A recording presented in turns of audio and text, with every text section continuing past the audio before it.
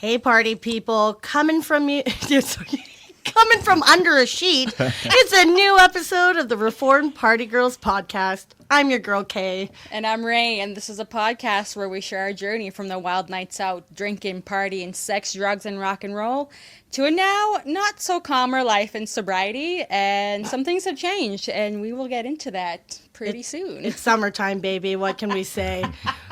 I'm just a girl. So today we have our very first guest, and his name is Peter. Welcome, Peter. Welcome, Peter. Thank you. Glad to be here. So, Peter, how did you and Kay meet? Who wants to tell the story? Ooh. Well, I'll start. We met, I was working at River City Revival downtown, and Kaylee, I believe you started like very shortly after I was there. And she was the all-star server, and we hit it off, and we're pals and partied together and had some fun wild nights, and ended up finding a ring one evening at I think in one of the bathrooms or something. Some crackhead left, some fake jewelry in the bathroom.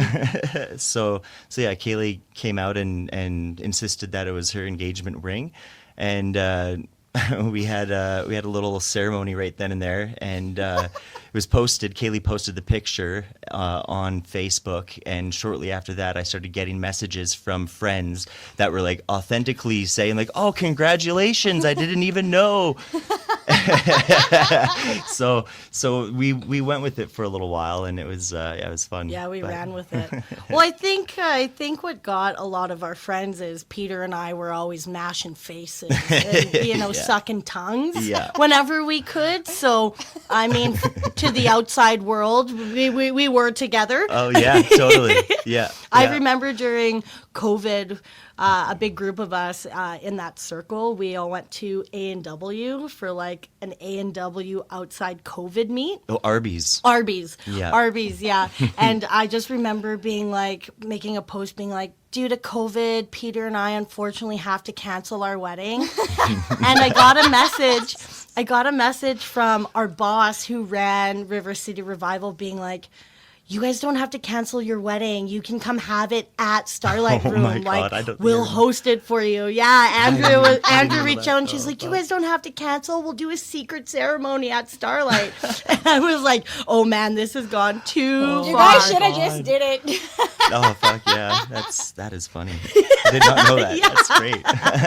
But it's like it was the perfect time and like the perfect kind of, when you get a group of people at the right time, the right moment, it was just like a highlight peak, I think, in our lives. And I think all of us were really deep into our party lifestyle, and we all fed off of each other because it was nonstop. Like the group that we had all working together, that was just the vibe and the energy. And I look back on those days and I go, I don't know how I survived.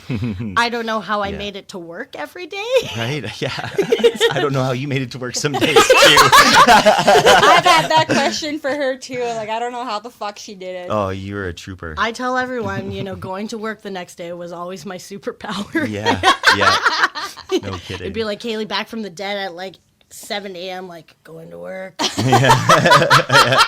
But like I tell everyone, I worked in a bar, so I was literally going just to get more alcohol. Oh yeah. More fuel. Yeah, that was the space and the cycle we were in. Yeah. And then I left River City. COVID happened. I left River City. Yeah, me too. And kind of our lives took a different path and a different turn. Do you guys keep in touch throughout? We've always kept in touch, like a little bit here and there. But I've gone through times where we haven't like chatted for a little while, and then we'll just randomly send one another a message and catch up quickly and say, hey, let's hang out. And it's mostly not worked because our schedules are just so wild. But luckily we were able to connect just on Friday, and got to go out and go dance. Yeah, it was a lot of fun. Like old times. What do you guys get up to? Well, I messaged Peter asking him what he was doing. Yeah, and my friend was throwing a birthday party. She's a DJ here in the city.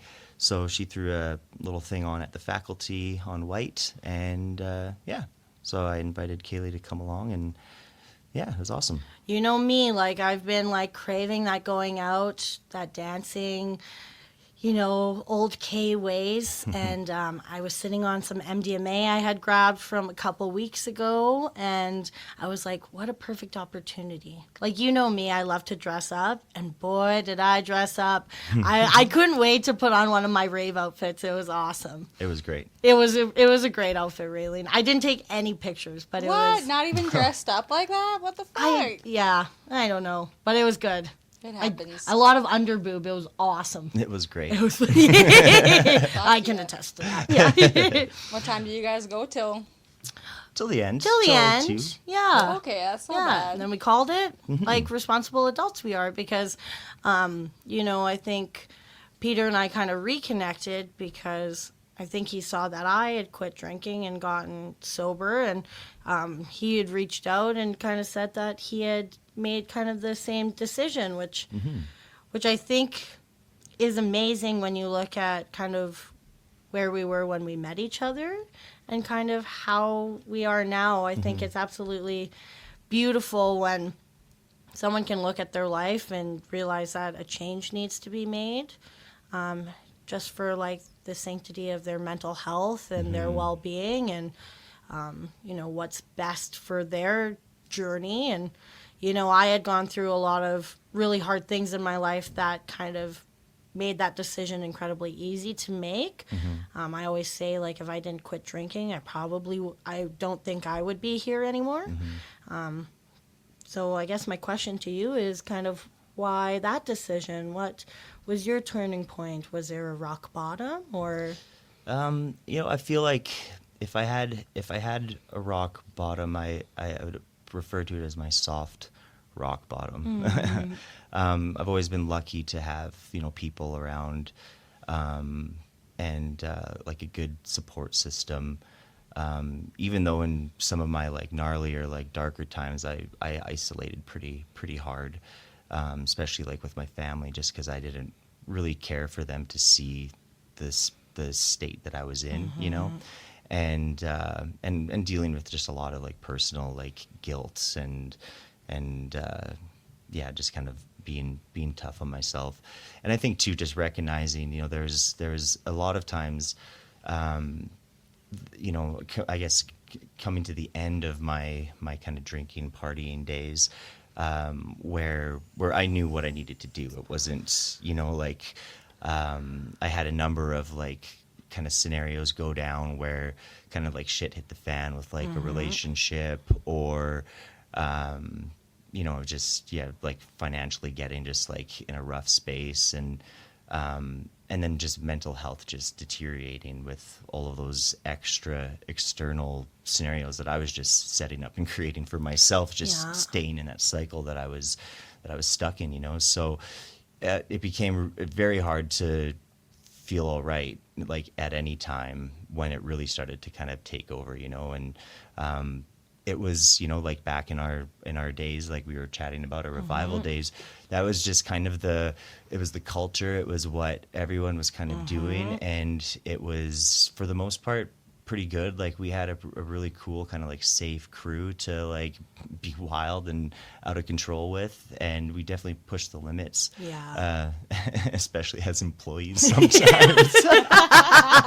Yep. But it's like, there was a time where, like drinking was just a fun thing to do, like I was, grew up like playing music and in bands. So, we'd get together for jams and we'd have a few beers and we'd go out to shows and drink beers, and then it was kind of, just escalates from there, and it was kind of just fun for a while. And then it got to that point where it was like, oh, is this affecting my life much greater than I think it is, or I'm allowing myself to see that it is? That point's always crazy. Like I always say, when did it become fun doing it on the weekends? You're young with your friends, and then at what point did it become, oh my God, I've been doing this every day for a month, right? Like it's crazy. You don't even realize you're all of a sudden just there. Yeah, and you're like, oh You're my like, God. fuck. Like, that's, what? That's the sneaky bitch that alcohol is, Yeah. you know, and many substances. But that one specifically, I think also because it's so praised and so welcomed in our culture and in this in society, and it's kind of, you know, like you don't see commercials of the like tragic like post party like nightmares, you know, that always happen, you know, and like the just the destruction that it could cause, you know. You see all this like celebrated like, oh, like and you kind of grow up like, and no one's at fault for it because it's just everywhere. It's like this is what's cool, this is what's like what you do, this is, you know, like welcome to 18. adulthood. Yeah. Here, get fucked up. Totally. Which is crazy. But yeah, so there was a number of points, and then it was November 2023, and my grandpa had passed in October, and so I had like a couple weeks before my grandpa passed, I had like stopped drinking because my partner at the time, we had just come off of like a summer festivaling and partying and having fun. Yeah. And then we got home and she was just fine getting into like going back to school and whatever else. And it'd be like Monday night and we'd be like relaxing. I'd be like, I need a 6-pack of something, you know? And so like, and so I was like, and so being around somebody that could shut that off and just go back to life, and when it really started to like expose itself. And to me, yeah. And my ex-partner was very like cool and just like compassionate through it, but also kind of like at one point was like, you're like, you know, getting too fucked up. This, you know, like I would go for walks and like grab like a Mickey and like drink that on my walk and like come roll back into the apartment just blasted, like, and thinking that I had it like together, but I didn't. And it was at that point I was really just like chasing away like the reality of what I was in. So it kind of came to a point where we went out for my birthday actually, and that was the first night that I went out and decided I wasn't going to drink. And that's a big night to choose too, right? Yeah, like yeah. your birthday. Yeah. And it was kind of, and we did M, and to be honest, it was, I have to attribute some of it, definitely not all of it, but some of it to that MDMA experience. Because when we got home, we sat down and started chatting, and I started to like have this like almost like it was like this video like playing through my head of like all these past experiences that were really hard. Like in the past, they would just make me feel awful about myself. It would just be like, you know, times where, you know, shit had hit the fan, or just like where, you know, like you could really see the alcohol like having a bad effect. Like a little PTSD kind of like non-flashback sort of deal. You know, it was, I mean, I guess it was, you know, it wasn't PTSD because, and again, like with the MDMA, I felt like I had the ability to go back and like really be with those experiences and really like, and like not just remember them, but like almost like go through them again. But I was able to do it almost like I was like sitting from an observer perspective, and was just like had all of this like compassion and like self-love for myself. And rather than like beating myself up, I was like able to see like the harm that I was causing to myself and to other people around me.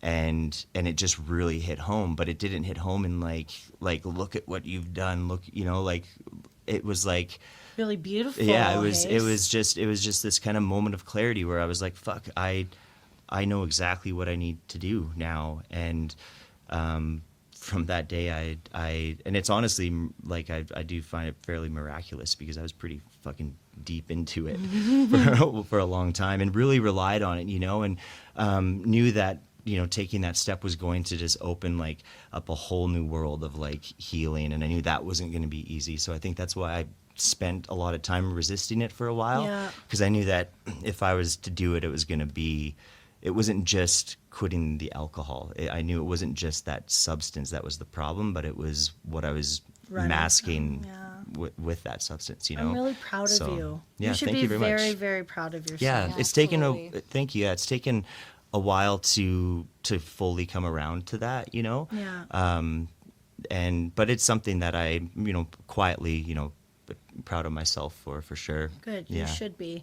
I know you said, like, it's really easy, that guilt and that, shamefulness that you feel on yourself, like, really, really gets you. And you get to a point when you've been sober long enough and away from alcohol that you realize that, you're just hurt, and the person you're hurting the most is yourself. And I find guilt is like one that really, really gets you down, Yeah. and really makes you seek out, that numbingness that alcohol will give you, because 100%. Yeah. because when you do feel it, it's like a fucking sucker punch to the face, and it's a lot to take in if you're not prepared to accept,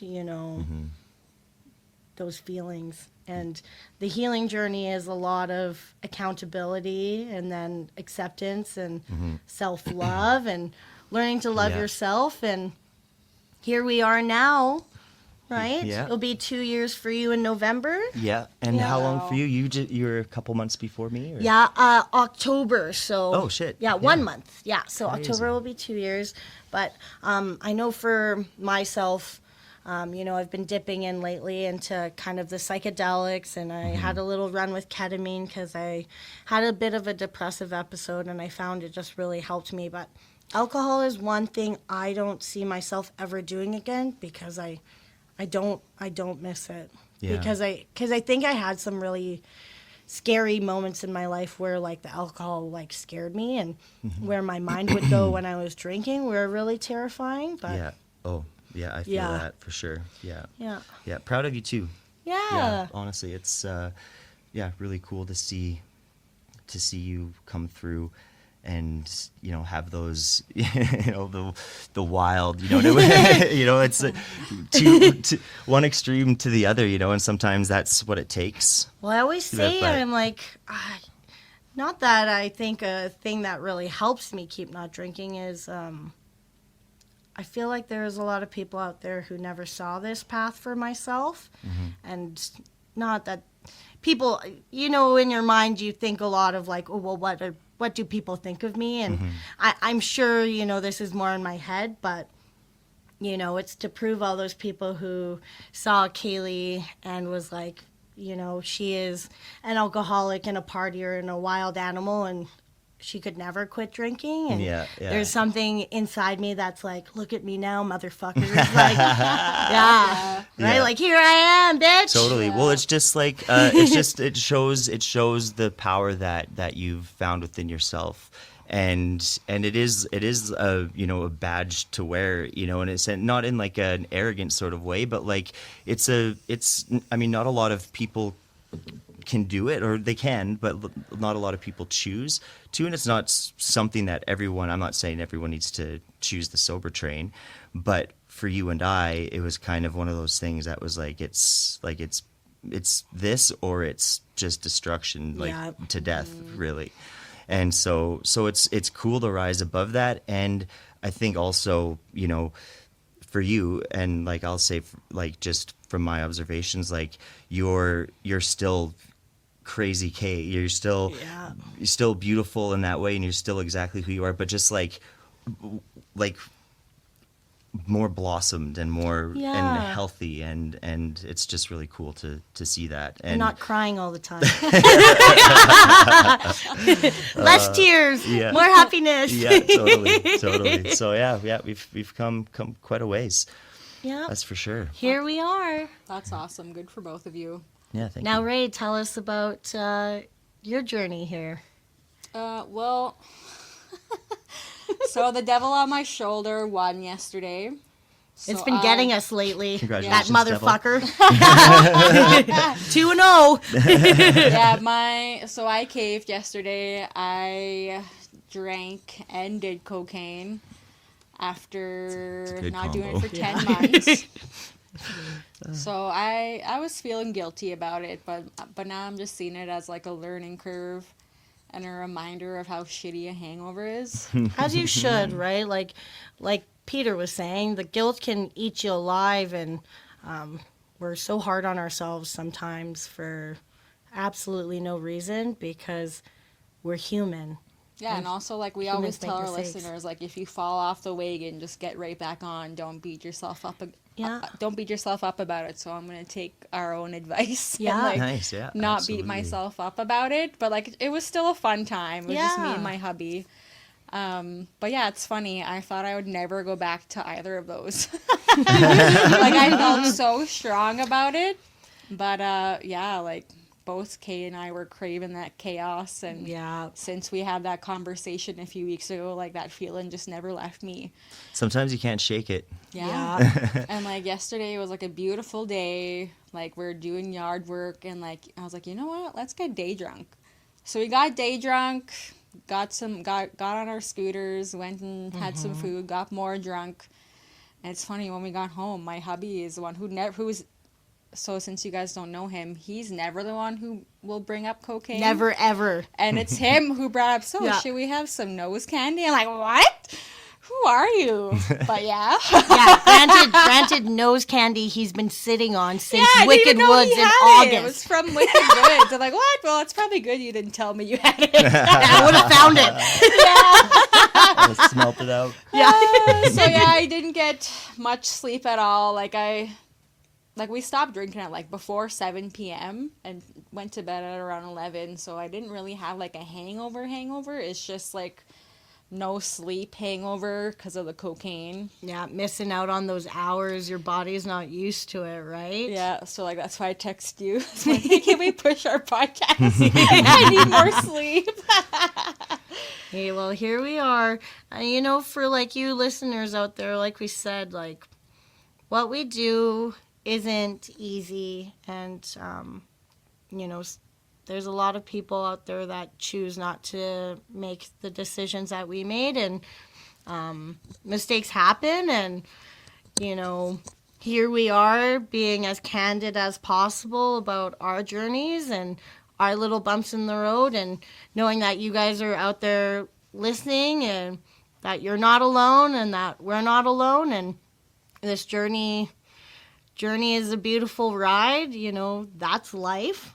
Oh, yeah. Yeah, it's a Ebbs roller and coaster, flows. ebbs and flows, right? And it's not to say that, you know, these mistakes might not happen again, but it's I don't to, even know if you'd call them mistakes. yeah, You a know? learning opportunity. Exactly. Yeah. Because if you look at where we are and how much we, you know, the three of us have grown and matured as people starting this journey off, I think that's just one step closer to, you know, the next chapter, you know, the new development in who we are and who we are going to become as people. And I think that's beautiful. I look at, like, you know, the last couple of weeks when I did do some cocaine, I looked and I said, you know, me doing that is very different than who Kay was 2 years ago when she was in her sickness and her sadness, and I chose to do that drug not out of self-harm or running away or hiding or numbness, but I chose it as Or to get through a shift. yeah, right. I chose it as an opportunity to have a little bit of fun, which is something that drugs and alcohol weren't what I was doing for a very, very long time. It had become something much darker, and for sure, yeah. and it was kind of nice to revisit that and realize, like, hey, okay, Yeah. You had the control over it. It was you chose to, this is how I'm Yeah. going to choose to party tonight. yeah. And yeah. It wasn't out of necessity or need. It was out of my own choosing, which is really, really beautiful. So Yeah, that is a good feeling. yeah. Back in control. I think that's my favorite thing about not drinking and kind of having that mental clarity is that control in your life. And I remember, you know, there would be a split second where it'd be like, do I order a triple or do I order a bag? And it was always instant.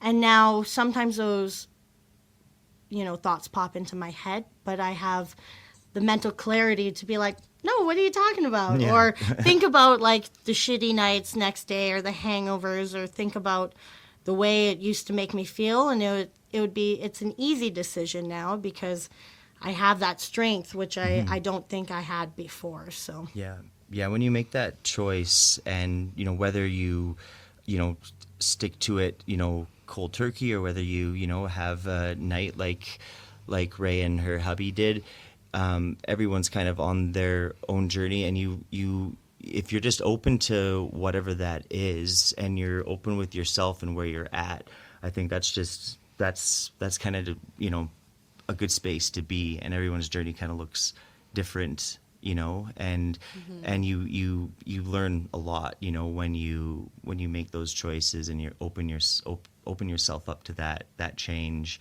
and open yourself up to yourself, so Yeah, that's true.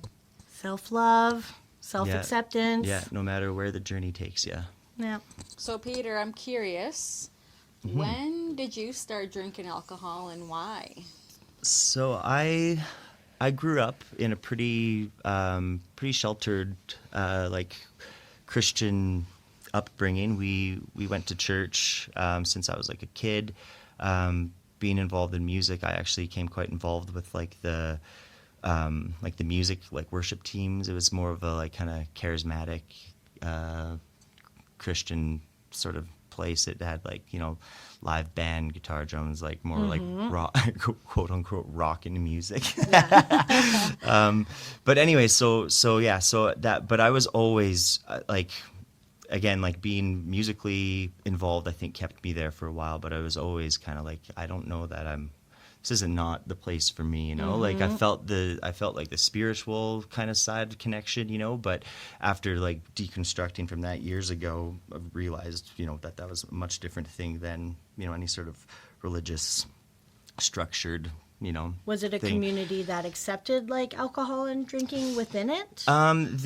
So I was kind of a bit of the black sheep. So I didn't really start drinking till I was, I think I was 17 when I first had a couple beers out at my cousin's farm, and it was my sister and I and my cousin and then our friend.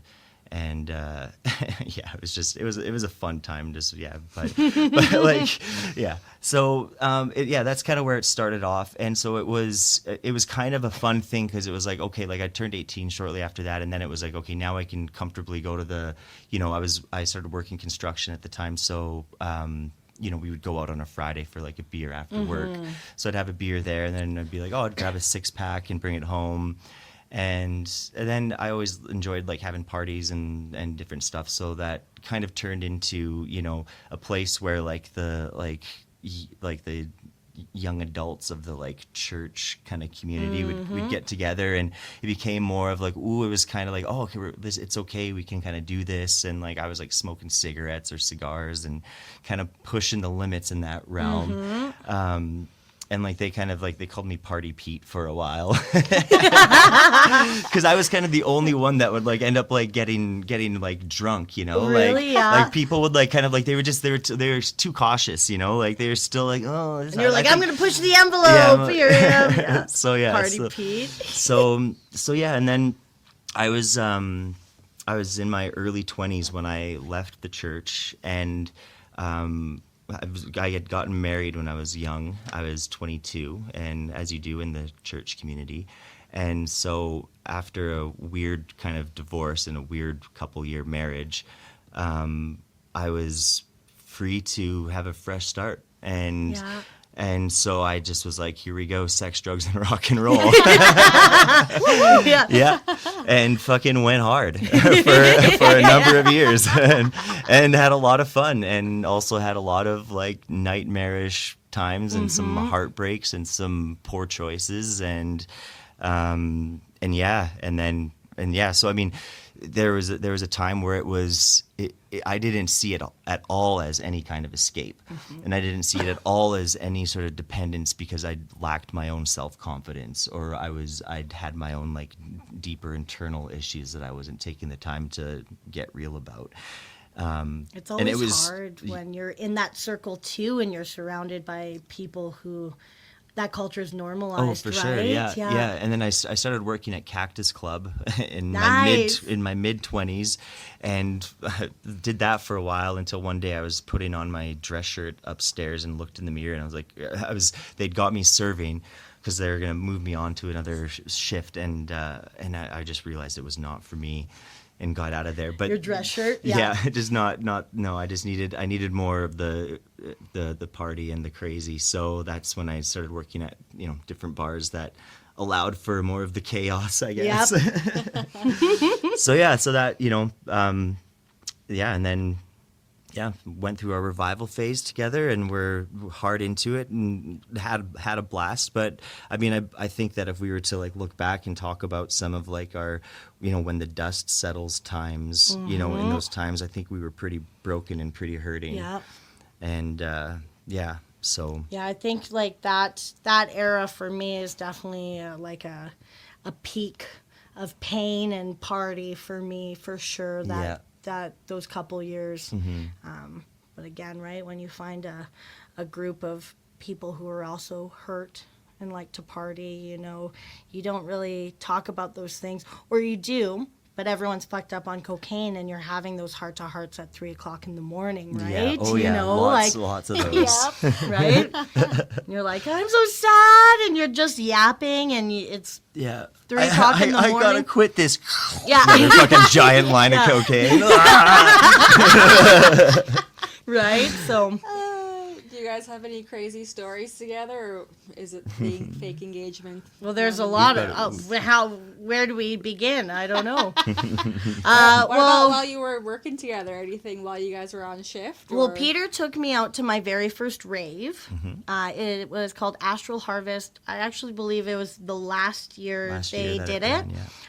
Peter was running the bar for the festival and needed a bartender, and he asked me to go along with him. And we were actually just talking about this story kind of on Friday night. But Peter picked me up with one of our other friends. We'll just call him Moocher. Mr. Mooch. Mr. had no money. God, I can guess why. Yeah. But I remember like grabbing a ball of cocaine, a 2.6 of whiskey. Like I wasn't really sure how much to bring, what to do. It's my first rave. Yeah. But, we were talking about this earlier. Kaylee can't sit on drugs. So, like, the first night she did like half the ball. And then Peter and Mr. Mooch come and pick me up in the morning because the drive's like 4 hours. And we'd also got into our bag the night before. Yeah. We had hosted an open jam, and it was like halfway through the jam. Oh, we were doing ketamine? And Not yet. No, this was the cocaine. And, and Moocher walked up to me and said, and I could just tell by the way he was walking up to me, and I was like, damn right, we should open that bag. So we're all on zero sleep. Festival hasn't even started. They pick me up in the morning, and we're all like, well, might as well keep the fucking party going. Pretty sure we do most of the cocaine on the drive to the festival. Me and Mr. Mooch rip open the fucking whiskey, and I think that's mostly gone by our drive too. So the start to our festival is already a party and a half. And then we show up. I remember the first night bartending my bartending shift. Like I'm going into this being like, I'm a professional bartender. Like there's bars set up like shit. Like what's going on? And then like 5 minutes in, I'm like, I'm at a fucking rave. Let's have fun. So I look at the other three girls and I'm like, should we drop some Molly? And I remember my first night being one of my favorite nights ever because it was a brand new culture to me. And I was also making so much money because I would let everyone kiss me. I was like, tip jars right here. It's amazing.